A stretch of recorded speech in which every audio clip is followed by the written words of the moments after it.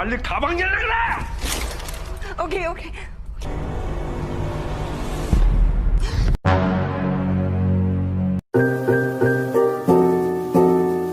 Hola rebahaners, ¿cómo estás? WIP tetangga masih aman? Setelah beberapa waktu yang lalu, kita sudah membahas film Limitless yang diperankan oleh Bradley Cooper.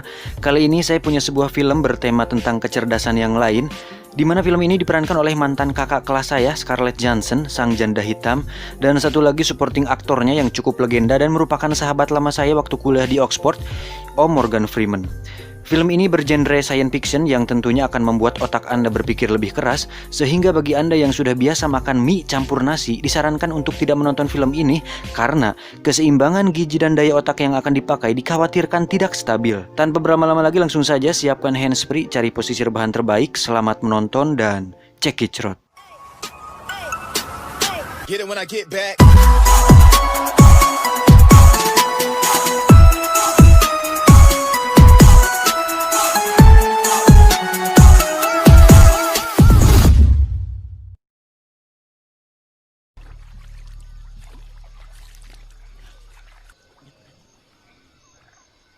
Film ini diawali dengan memperlihatkan seekor kera bernama Lucy.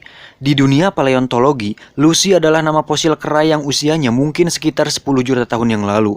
Lucy adalah ikon dari teori evolusi Darwin yang menjelaskan bahwa Lucy merupakan nenek moyang manusia. Scene pun berpindah ke sebuah perkotaan di Cina dan kisah akan berfokus pada seorang wanita biasa bernama Lucy. Pada adegan ini, Lucy bersama dengan seorang teman prianya bernama Richard. Saat itu, Richard meminta tolong kepada Lucy untuk mengantar sebuah koper kepada seseorang bernama Mr. Zhang yang berada di dalam gedung. Lucy yang menolak terus dibujuk oleh Richard hingga akhirnya tangan Lucy diborgol ke koper tersebut. Dengan terpaksa, Lucy pun mau tidak mau harus mengantarkannya. Saat sudah berada di resepsionis, Lucy meminta untuk bertemu Mr. Zhang. Tidak lama setelah itu, muncul beberapa orang berpakaian rapi datang menjemputnya. Tanpa diduga, Richard yang sedang menunggu di luar langsung ditembak mati saat itu juga. Semua staf hotel tidak berbuat apa-apa seolah sudah mengerti dengan situasi seperti ini. Dan itu menyimpulkan bahwa Mr. Zhang adalah seseorang yang cukup berpengaruh di sana. Lucy yang panik langsung dibawa untuk menemui Mr. Zhang. Saat sudah masuk ke ruangannya, terlihat dua orang berlumuran darah tergeletak di sana. Dan ternyata itu adalah perbuatan Mr. Zhang yang sedang melakukan sedikit olahraga kecil-kecilan. Saat sudah berhadapan langsung, Lucy ditanya mengenai isi koper tersebut. Lucy yang tidak tahu apa-apa terlihat panik dan kebingungan dengan apa yang terjadi. Kemudian Mr. Zhang menuliskan kode angka untuk membuka koper tersebut pada selembar kertas. Lalu dia beranjak dari sana dan berdiri di balik dinding. Anak buahnya lalu mengambil tameng dan melindungi diri mereka. Sebagai orang penting, ternyata Mr. Zhang khawatir dengan apa yang ada di dalam koper tersebut.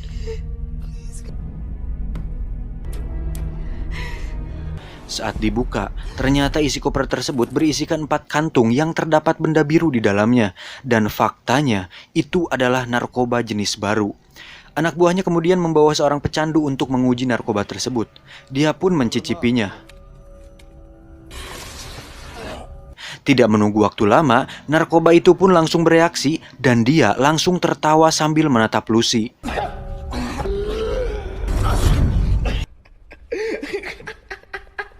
Tak diduga, Mr. Zhang langsung menembak kepala pecandu tersebut hingga tewas saat itu juga.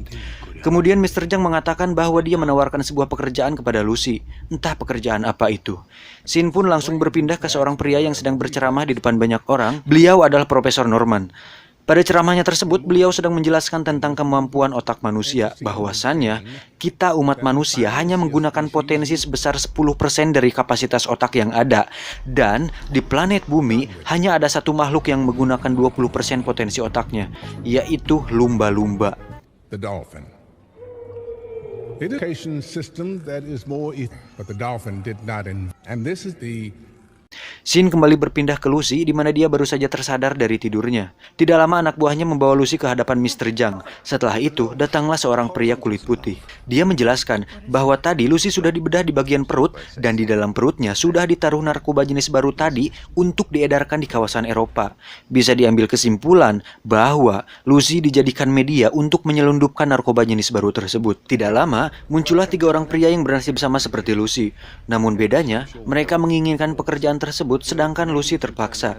Singkat cerita, Lucy pun sudah berada di sebuah ruangan dan ada dua orang pria yang sedang merantai tangannya. Salah satu pria bertato itu pun terlihat seperti tertarik kepada Lucy dan nampaknya sudah lama tidak mendapatkan pengenceritan, dan itu dibuktikan saat tangannya menggerayami mountainnya si Lucy. Sontak hal tersebut membuat Lucy risih dan membuat pria tersebut marah, kemudian menggampar Lucy hingga tersungkur.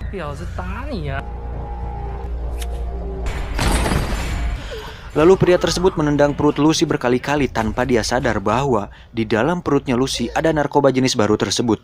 Saat Lucy cek, perutnya berdarah, dan hal yang terjadi selanjutnya benar-benar mengejutkan.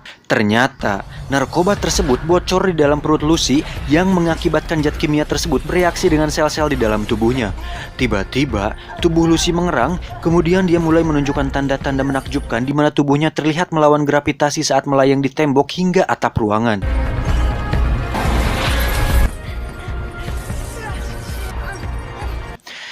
Di sini bisa disimpulkan bahwa narkoba jenis baru tersebut secara kebetulan membuat Lucy bisa mengakses 20% kapasitas otaknya. Wow!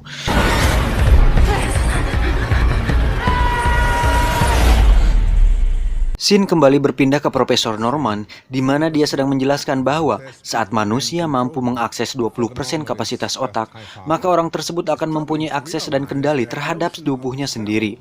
Saat memasuki 40%, seseorang akan mampu mengendalikan tubuh orang lain layaknya kemampuan telekinesis. Lalu ada seorang mahasiswa yang bertanya, "Profesor, bagaimana jika seorang manusia mampu menggunakan 100% kapasitas otaknya?" 100%? Yes. Profesor Norman menjawab, "I have no idea." I have no idea. Scene kembali berpindah ke Lucy yang saat ini sudah bisa mengakses 20% kapasitas otaknya, di mana dia memiliki akses dan kendali terhadap tubuhnya sendiri. Hal itu dibuktikan saat bola matanya berubah menjadi warna biru, kemudian kembali berubah menjadi normal. Lucy pun langsung mengambil kursinya dan duduk tegak di sana dengan wajah yang sangat tenang. Tidak lama, si kakak masuk. Lucy pun melebarkan kakinya seolah menawarkan produknya ke si kakak. "Silahkan dilihat dulu kakak." Si kakak pun menghampiri Lucy. Pada saat tangannya akan menyentuh produknya si Lucy, kaki Lucy langsung menjepit tangannya dan menarik gesper si Aka hingga tubuhnya terlempar dan pingsan. Mamam. Lucy langsung meraih pistol dan kunci rantainya yang terletak di atas meja. Lucy kemudian keluar dari ruangan tersebut. Di sana sudah terlihat ada 4 orang preman yang sedang main kartu gaple. Tanpa berpikir panjang, Lucy langsung menembak ke-4 preman tersebut. Dan Lucy sempat tertembak di bagian bahu kanannya. Tanpa terlihat kesakitan, Lucy langsung duduk di meja dan memakan makanan yang ada di sana. Setelah beres, Lucy mengambil peluru dari bahunya tersebut dengan tangannya sendiri tanpa rasa sakit yang ditunjukkan oleh wajahnya. Kemudian Lucy keluar dan meminta seorang supir taksi untuk mengantarkannya ke sebuah hospital. Sesampainya di sana, Lucy dengan pedenya menggigi wing pistol tersebut tanpa ada orang yang curiga. Lucy pun masuk ke ruang operasi yang di sana sudah ada dokter yang sedang melakukan operasi kepada pasien tumor. Lucy sejenak melihat ke layar LCD, kemudian menembak pasien tersebut dan berbaring di sana. Dia pun mengatakan jika pasien tersebut tidak memiliki kesempatan untuk hidup dan untuk sembuh, maka dari itu dia menembaknya agar lebih cepat penderitaannya berakhir. Lucy kemudian meminta dokter tersebut untuk membedah perutnya dan mengambil narkoba tersebut dari perutnya tersebut terus. Di saat bersamaan, Lucy menelpon mamahnya dan mengatakan apa yang dia rasakan saat ini, bahwa dia bisa merasakan semuanya, mengingat semuanya, bahkan dia bisa mengingat saat dirinya masih bayi dan masih dalam kandungan. Dan adegan ini mengingatkan saya kepada film Limitless, saat adegan di mana Eddie bisa mengingat semua hal yang pernah dia lihat dan dengar selama hidupnya. Bedanya, Limitless masih terasa masuk di akal dibandingkan dengan film Lucy ini yang terlalu dan terkesan superhero lebih lanjut. Dokter pun berhasil mengeluarkan narkobanya. Setelah itu, Lucy keluar dari hospital tersebut dan saat melihat sebuah pohon di pinggir jalan, tiba-tiba dia bisa melihat sirkulasi kehidupan di dalam pohon tersebut dengan sangat jelas.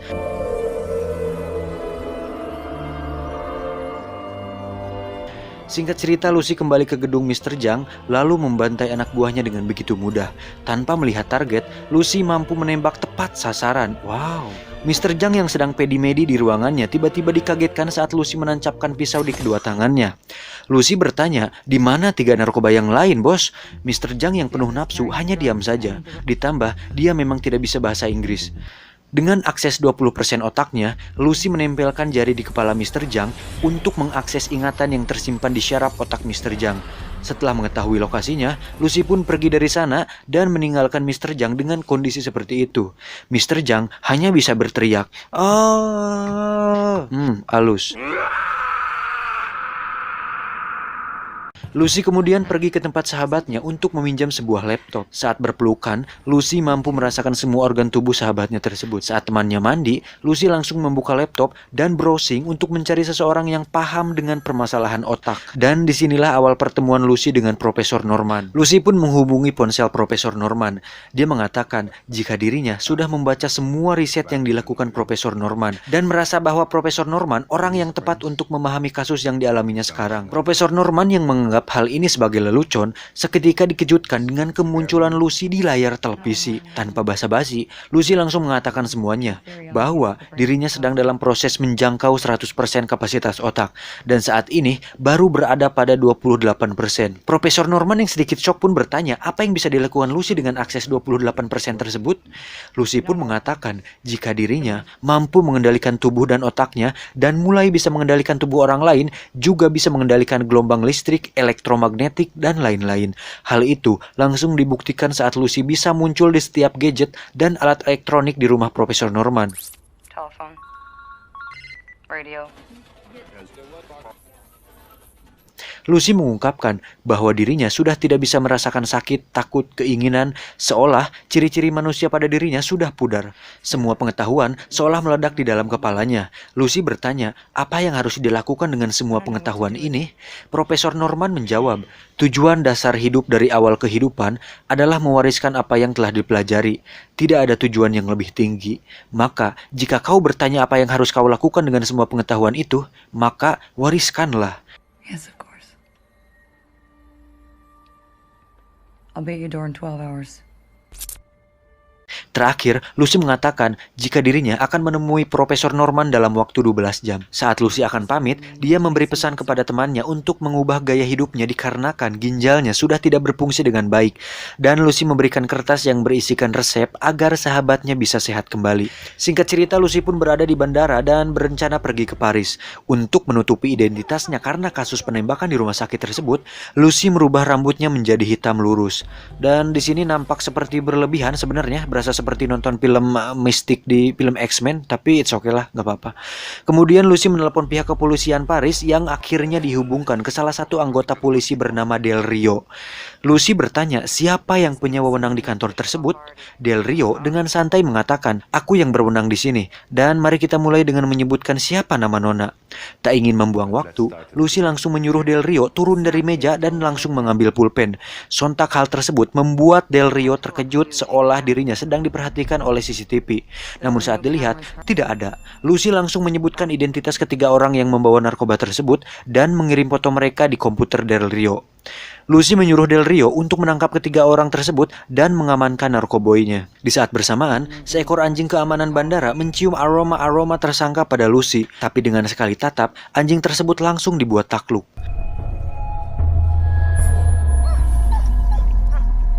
Singkat cerita, Lucy sudah berada di dalam pesawat. Dengan 2 buah laptop di kedua tangannya, Lucy mengakses seluruh pengetahuan di dunia dalam sekejap. Wow, alhasil di dalam kepalanya sekarang sudah ada semua ilmu pengetahuan yang dibutuhkan oleh manusia.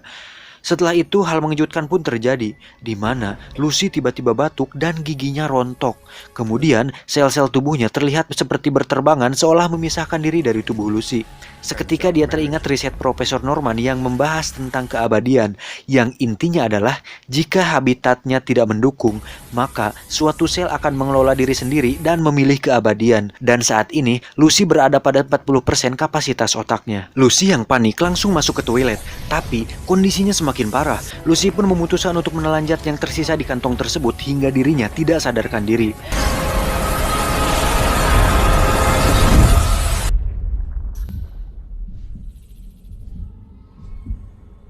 Tiba di Paris, Lucy pun dirawat di sebuah rumah sakit.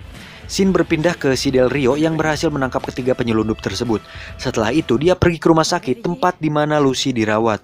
Saat Lucy siuman, Del Rio dan kawan-kawan sudah mengepung dirinya di sebuah lorong.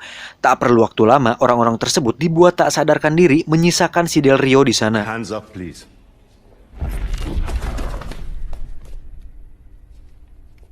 Lucy meminta Rio untuk menunjukkan di mana para penyelundup tersebut dan narkoboy itu disembunyikan. Saat berada di mobil, Lucy mampu melihat sinyal dan gelombang elektromagnetik dari semua alat komunikasi di dunia.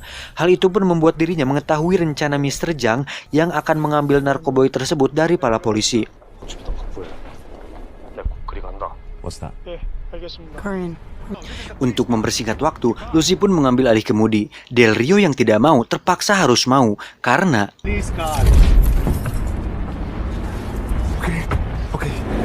Lucy yang sebelumnya tidak pernah mengemudi dan belum pernah belajar mengemudi tiba-tiba sangat mahir menyetir sampai-sampai membuat kendaraan lain jungkir balik dibuatnya. Di sisi lain, orang-orang Mr. Zhang sudah tiba duluan di lokasi narkoboy tersebut.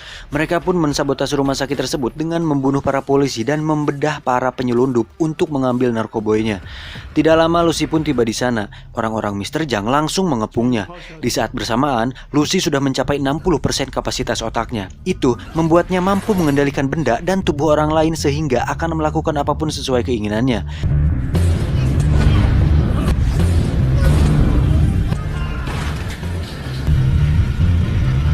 Lucy pun mengambil koper berisi narkoba tersebut lalu pergi dari sana. Del Rio yang melihat kemampuan Lucy mengatakan bahwa jika dia ragu akan bisa membantunya. Lucy pun langsung menghampiri Del Rio dan mencipok dirinya sambil mengatakan bahwa Del Rio bisa membantunya sebagai pengingat. Entah apa maksudnya, tapi yang terpenting dapat cipok saja. Mereka berdua pun pergi dari sana dan menuju ke sebuah universitas untuk menemui Profesor Norman. Ternyata Mr. Zhang yang berada di luar sempat melihat Lucy di mobil. Alhasil, dia pun mengikuti kemana Lucy pergi. Di sisi lain, Profesor Norman tengah bersama sahabat-sahabat cendekiawannya untuk menyambut kedatangan Lucy. Saat Lucy tiba, dia langsung diperkenalkan kepada satu persatu cendekiawan tersebut. Namun, Lucy sudah mengetahui mereka semua dan tidak perlu ada sesi perkenalan. Salah satu colekiawan tersebut mengatakan ingin melihat kemampuan Lucy secara langsung. Your daughter, Gabrielle. Lucy pun langsung memegang pundaknya dan mengatakan tentang masa lalunya di mana anak cendekiawan tersebut meninggal dalam sebuah kecelakaan. Dan Lucy menyebut setiap detail saat kejadian tersebut terjadi. Cendekiawan itu pun langsung terlihat sedih dan mereka pun langsung percaya. Di luar, Mr. Zhang dan anak buahnya tengah siap-siap menyerang Lucy dengan berbagai senjata yang ada. Di sisi lain, Lucy sedang menjelaskan perihal apa yang dialami tubuhnya saat ini. Lucy mengatakan jika sel-sel dalam tubuhnya saling berkomunikasi satu sama lain sehingga bisa membentuk sebuah materi. Dia pun mendemonstrasikannya dengan merubah bentuk tangannya menjadi beberapa variasi dan membuat sebuah pulpen bisa berubah menjadi objek yang lain. No letters. We've codified our existence to... Lucy pun meminta Profesor Norman untuk memasukkan sisa zat biru yang ada dengan tujuan untuk mengoptimalkan kapasitas otaknya hingga mencapai 100%. Mereka pun mencairkan zat biru tersebut lalu menginfuskannya ke tubuh Lucy. Di sisi lain, Mr. Zhang and the gang mulai masuk dan membantai semua orang yang ada di sana.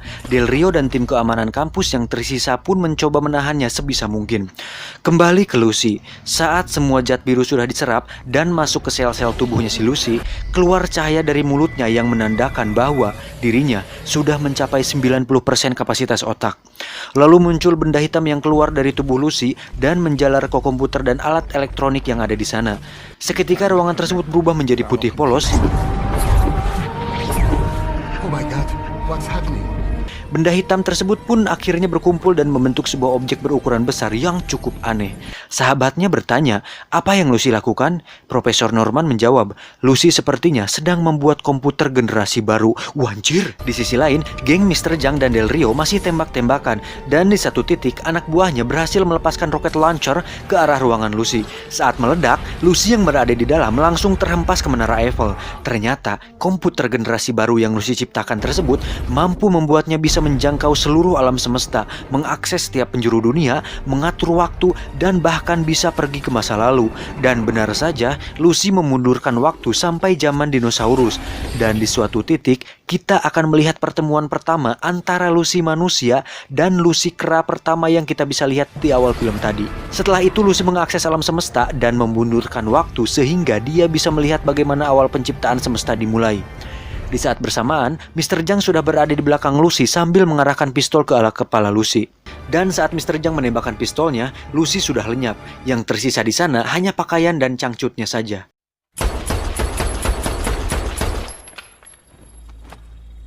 Tidak lama setelah itu, Del Rio muncul, lalu menembak Mr. Zhang hingga modar. 인연 어디 갔어? 대답해! Hey, you!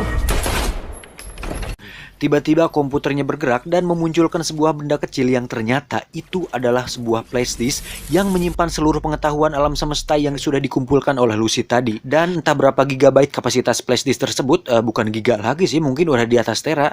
Di atas tera tuh apa ya, satuan paling tinggi tuh apa lagi, anjir lupa. Intinya nggak kebayang aja flash disk kecil itu bisa menampung seluruh pengetahuan alam semesta. Tapi ya namanya juga film. Lanjut. Kemudian Del Rio bertanya, "Di mana Lucy?" Tiba-tiba ponselnya berdering. Saat dibuka, ada sebuah teks bertuliskan, "Aku ada di mana-mana."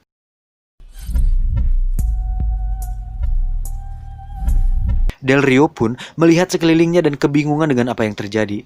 Profesor Norman pun hanya bisa terdiam dan sedikit tersenyum karena mungkin sudah paham akan hal ini. Del Rio pun pergi dan tamat. Lah, kok